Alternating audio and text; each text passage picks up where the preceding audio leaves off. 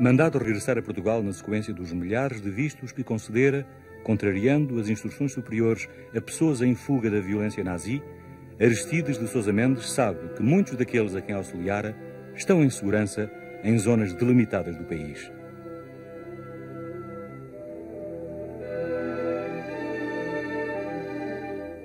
When we arrived in Portugal, in Lisbon, our group was immediately assigned to go to Figueira da Foz.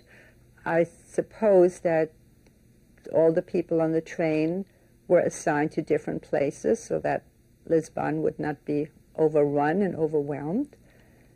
And our family, together with a group of Jewish refugees, mostly from Antwerp, these were well-known diamond merchants, very successful. We settled in Figueira da Foz. I think we arrived at night, and I didn't see anything, except lots of crowds at the railroad station. People had come to receive us and to be helpful, the Portuguese people from Figueira. And it was interesting because they had expected refugees to be very, very different. First of all, they had never seen a Jew here. They'd only read about them. And secondly, they expected the refugees to be very poor and destitute. And most of us were reasonably well-to-do, at least middle class. We were all very well-dressed. I remember we didn't have anything to eat for a day and a half or something like that, but we were obviously well-fed. We weren't hungry or anything like that. I've forgotten a lot. Yes. But the house is exactly the way it was, except the bottom. Yeah, That's they changed different. that, yeah. There was a thing in the middle. There was two sort of doors, two arches, and in the back, A middle post, yeah. in the back there was a counter, Uh-huh. and in the back of the counter was Signora Figueirada, big woman, Yes. the real boss of the place, and there were shelves, and I remember these lovely little petit pains. Yes. They were Well, great. they're the same as in the hotel now. No, they had little tips at the bottom. They little, yeah? I remember, well, they were, well, she's messed up everything. And that house, I don't remember it was the same color, but the door is still there. This was our room. yeah. This was the living room. In the back there was a dining room and a kitchen. There was a kitchen Yeah. on this side, and there was a dining room. There was a huge table. Yeah. And we all ate at that table. There was much going on in this town that I didn't know about. Só mais tarde se saberá que, ao mesmo tempo que recebe os elogios internacionais pela sua atitude humanitária para com os refugiados, o governo português se prepara para castigar, com todo o rigor, o responsável por essa atitude. Quando o governo intentou o processo ao meu pai, está bem de haver que nós todos sofremos bastante com isso, de ver o nosso pai sujeito a uma coisa dessa, sabendo perfeitamente que ele não tinha feito nenhum crime para uma coisa daquelas, para uma medida administrativa daquela ordem, que o impossibilitava de voltar ao seu cargo na carreira diplomática, como também se sentiu quase que proibido de voltar a praticar a advocacia. 4 de julho. Ainda mal 10 dias são passados sobre a ordem dada a Sousa Mendes de regressar a Portugal e já Salazar, que acumula a pasta dos negócios estrangeiros com o seu cargo de Presidente do Conselho, assina um despacho ordenando a abertura de um inquérito ao cônsul que ousara pôr os seus imperativos de consciência acima dos seus deveres de funcionário. Inquérito cujo fim parece já decidido, pois 2 dias antes, em mensagem ao representante português em Londres, Salazar escreveu: vistos concedidos em Bordeus foram-no em contravenção de instruções expressas do Ministério por cônsul que já afastei do serviço. Sousa Mendes aguarda, entretanto, que lhe comuniquem instruções do Ministério.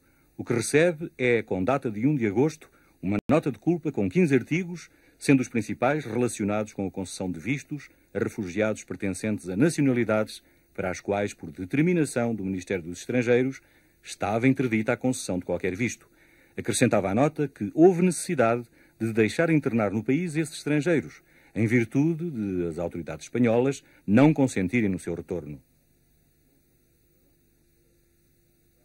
O cônsul em Bordeus era explicitamente acusado de, em Baiona, ter começado a conceder vistos a todos os que o solicitavam, alegando que era necessário salvar toda essa gente. De ter dado ordem aos vice-cônsulos de Baiona e Toulouse, dele dependentes, para concederem eles também esses vistos. De ter acompanhado a Baiona alguns israelitas ilustres que lhe haviam implorado proteção e vistos nos respectivos passaportes, a fim de poderem atravessar a fronteira entre a França e a Espanha. Resumindo, dizia a nota de culpa, a atitude do arguido deu lugar a uma situação desprestigiante para Portugal perante as autoridades espanholas e as alemãs de ocupação.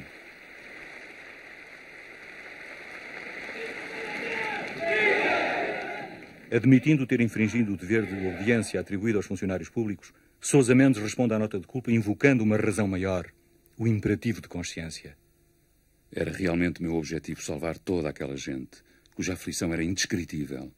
Uns tinham perdido os seus cônjuges, outros não tinham tido notícias dos filhos extraviados. Alguns haviam visto sucumbir pessoas queridas sob os bombardeamentos alemães. Eram numerosos entre os fugitivos os oficiais dos exércitos dos países anteriormente ocupados, austríacos, checos e polacos, os quais seriam fuzilados como rebeldes. Os belgas, holandeses, franceses, luxemburgueses e até ingleses, que seriam submetidos ao duro regime dos campos de concentração alemães. Havia intelectuais eminentes, artistas de renome, homens de Estado, diplomatas da mais alta categoria, grandes industriais e comerciantes, que teriam a mesma sorte. Quantos suicídios e outros atos de desespero se produziram. Quantos atos de loucura de que eu próprio fui testemunha.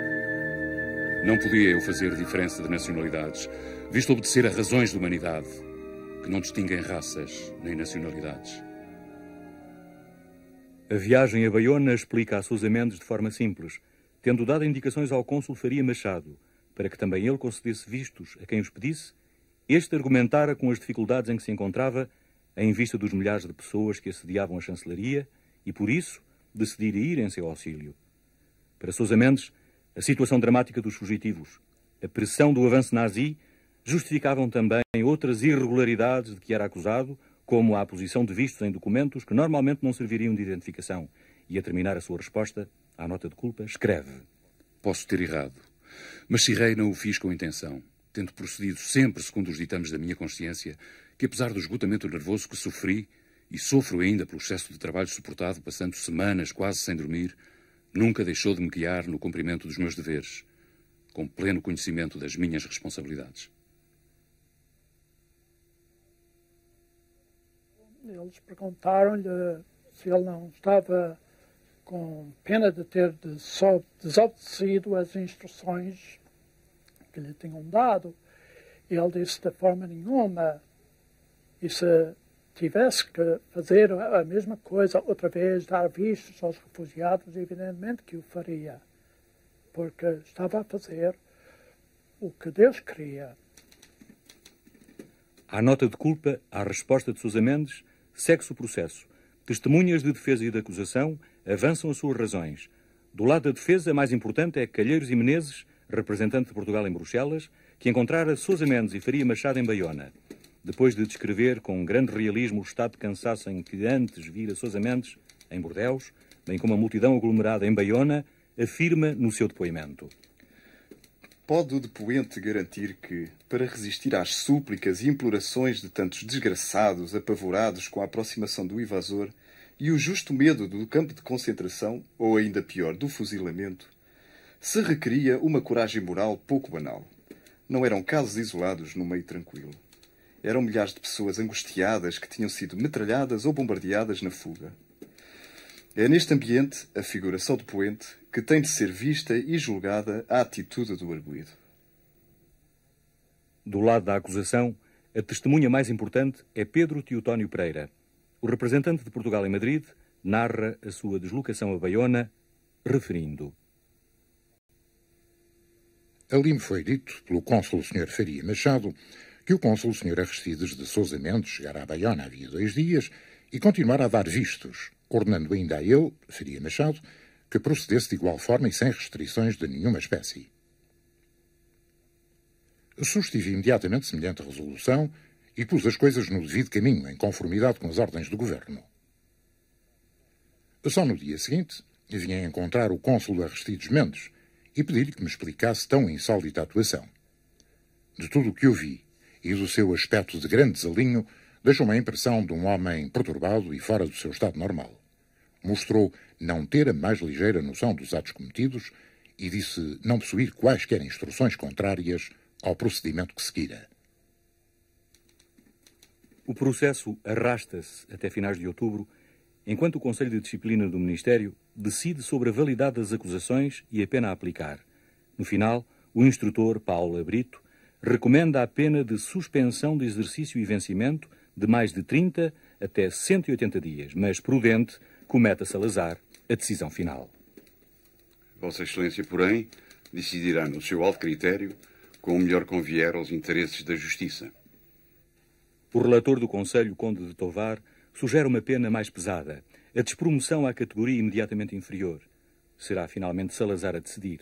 Condena Sousa Mendes a uma pena intermédia entre as duas sugeridas. 1 ano de inatividade com direito a metade do vencimento da categoria.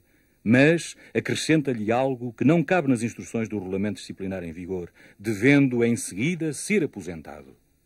Para o Ministro dos Negócios Estrangeiros e Presidente do Conselho, era evidente que o dever de obediência dos funcionários públicos pesava mais que qualquer imperativo de consciência. Com 13 filhos do seu casamento e outra filha de uma cidadã francesa com quem viria a casar depois de viúvo, o vencimento reduzido para metade, Sousa Mendes continua por algum tempo ainda a auxiliar refugiados, recebendo-os em sua casa. Não perdeu ainda a disposição de lutar e pede a um então jovem advogado, Adelino da Palma Carlos, que demande ao Supremo Tribunal Administrativo a anulação da sentença de Salazar. Palma Carlos fala, mas em vão. Inativo, Aristides de Sousa Mendes tenta voltar a advogar, mas a recusa do Ministério de informar a Ordem dos Advogados das razões do seu processo impede-o de exercer. A aposentação, essa, nunca chega a verificar-se. E Sousa Mendes, reduzido a metade do vencimento ao fim de mais de 30 anos de carreira, em breve vai enfrentar dificuldades económicas. Abandona a casa de Cabanas de Viriato, onde acolhera tantos refugiados, e muda-se para um modesto apartamento em Lisboa, onde recorre por vezes, com a família, à cantina da Assistência Judaica Internacional. Os anos iam passando e as dificuldades iam aumentando. Nós vimos-nos na obrigação de recorrer ali à cozinha económica. Não é vergonha nenhuma. Fomos à comida dos que não tinham os meios para comer uma refeição no dia. Pelo menos essa refeição. Foi-lhe concedida uma ajuda mensal, uma ajuda médica para os filhos e também uma ajuda, quer dizer, de poder comer na cantina com os outros refugiados, com quem ele se misturou e ele, quando lá foi, as pessoas ficaram admiradas. I used to come over here to help my Aunt Esther in the setting up of the tables. And as a result, I also had an opportunity to meet a variety of refugees. One of these days, I heard a family walking in, speaking perfectly Portuguese. What impressed me the most was the posture of this gentleman. With his dark suit and his diplomatic type hat, his family, the children, the wife, they were all speaking Portuguese.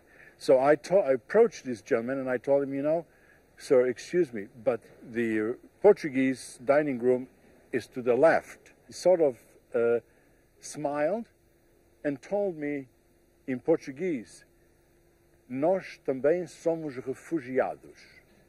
And I asked him, how come are you a refugee? And he then told me to sit down and went on to tell me the story A sua preocupação eram os seus filhos e ele ficou muito grato quando conseguimos arranjar vistos para eles poderem partir para a América. Da maneira como essa vida estava passando, 2 dos meus irmãos saíram para o exército dos Estados Unidos na Inglaterra e os judeus pagaram pela viagem deles de avião para a Inglaterra. Depois, 2 irmãs minhas saíram de Portugal depois da nossa mãe ter morrido e vieram para os Estados Unidos e os judeus pagaram. E depois, quando eu vim para os Estados Unidos, eles também pagaram.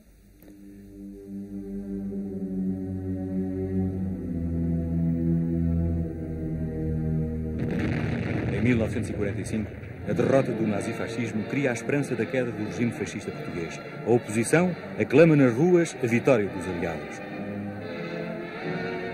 O ambiente da euforia do dia da vitória, nunca vou esquecer que foi qualquer coisa. Eu desfilei às 24 horas nas ruas de Lisboa, como milhares e milhares de pessoas. Era uma alegria, um contentamento que não se pode imaginar. Sousa Mendes faz então uma nova tentativa de reabilitação, entregando à Assembleia Nacional uma reclamação contra a sentença proferida por Salazar. A reclamação introduz um argumento novo, o de que a circular número 14 era inconstitucional por limitar a entrada em Portugal a judeus, quando a Constituição vedava qualquer discriminação baseada na religião. Sousa Mendes explica não ter utilizado anteriormente esse argumento por não pretender, no decurso da guerra, afetar negativamente a política de neutralidade de Salazar. Mas a Assembleia Nacional permanece surda aos apelos do ex-cônsul de Bordeaux. O que é triste é que depois do meu pai ter sido despedido do governo, castigado, e começámos a perder o que tínhamos, a pouco e pouco, o meu pai julgou que talvez se fosse a comunicar com o cardeal patriarca, o cardeal Cerejeira, que talvez o cardeal pudesse falar com Salazar, de maneira que o meu pai pediu ao cardeal para falar com Salazar, e o cardeal respondeu que realmente a melhor coisa seria para o meu pai, a minha mãe, a família, rezar à Nossa Senhora de Fátima. Aristides de Sousa Mendes morre a 3 de abril de 1954 no Hospital da Ordem Terceira, sem ter logrado reparação da sentença que o condenara à miséria e sem nunca ter chegado a ser aposentado. Quando o meu pai morreu, o Salazar escreveu um cartão de condolências ao meu tio César.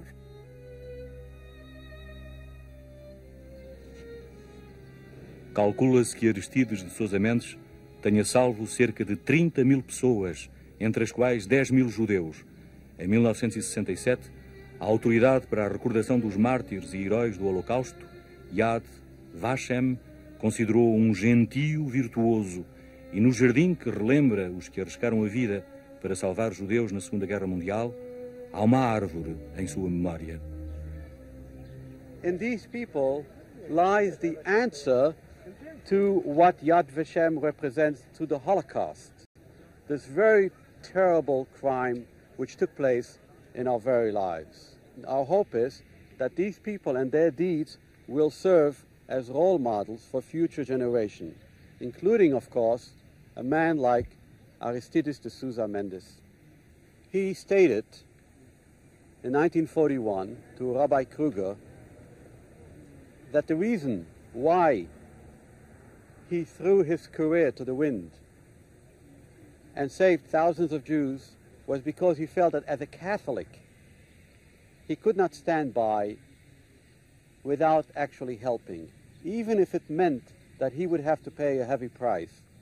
He did that as a Catholic. And then he added and he said, If so many Jews can suffer because of another Catholic, meaning Hitler, then it's not so bad that one Catholic suffers for so many Jews.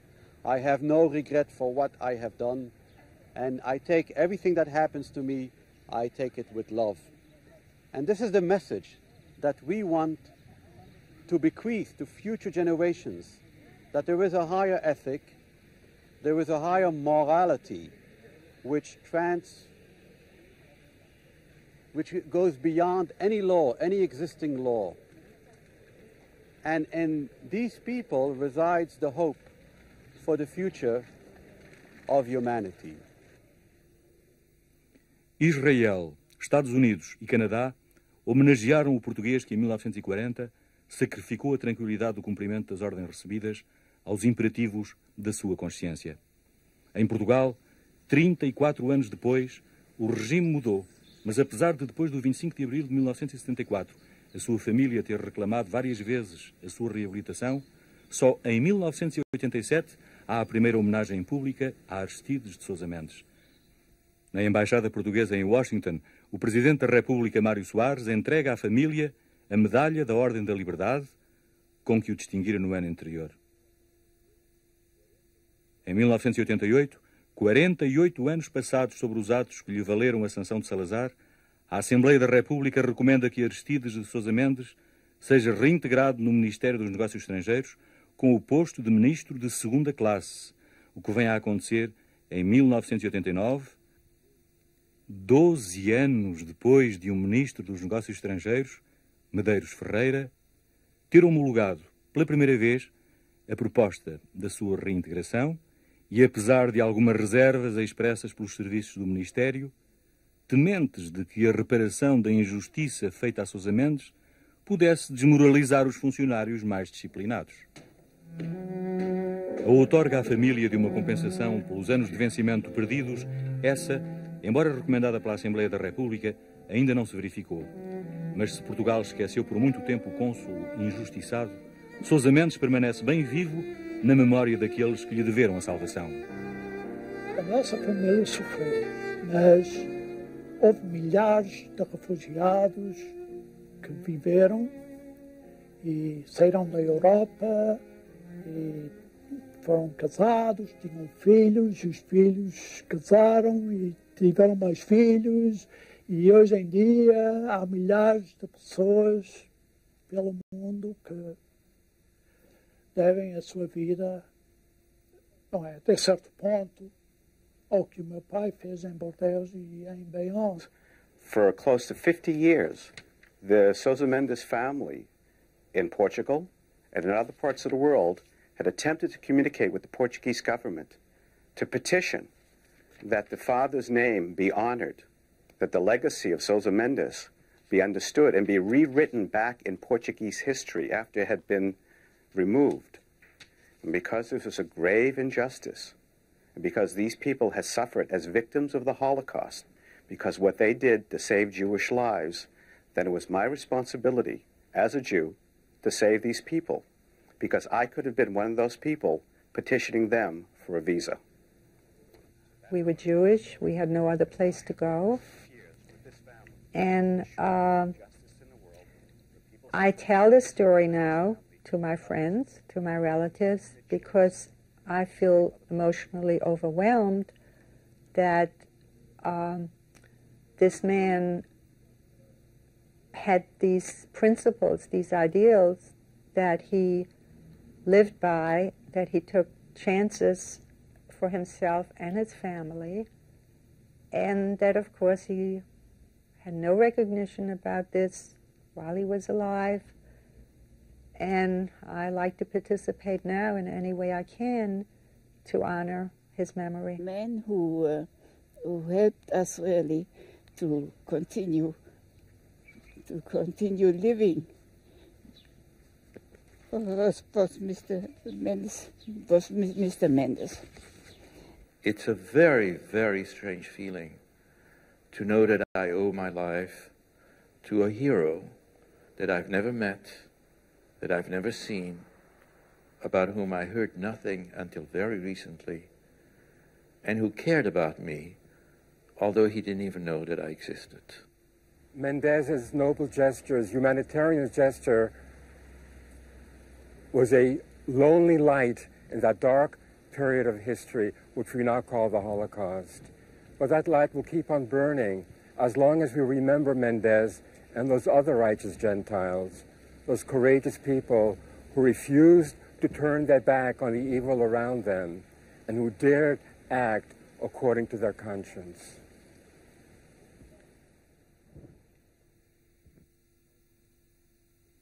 O funcionário, nem por o ser, deixa de ser homem. Nem por isso perde a sua consciência moral e a liberdade de fazer ou de deixar de fazer o bem e o mal, e o dever de examinar quem lhe dá a ordem e que ordem se lhe dá. Por isso mesmo, a obediência cega, a obediência passiva, é um impossível moral. Esse dever não é, pois, absoluto. Magalhães Colasso, 1916. À sa manière, M. de Sousa Mendes s'est conduit comme s'est conduit le général de Gaulle vis-à-vis du gouvernement de Vichy, en rebelle. Je salue la mémoire de M. de Sousa Mendes.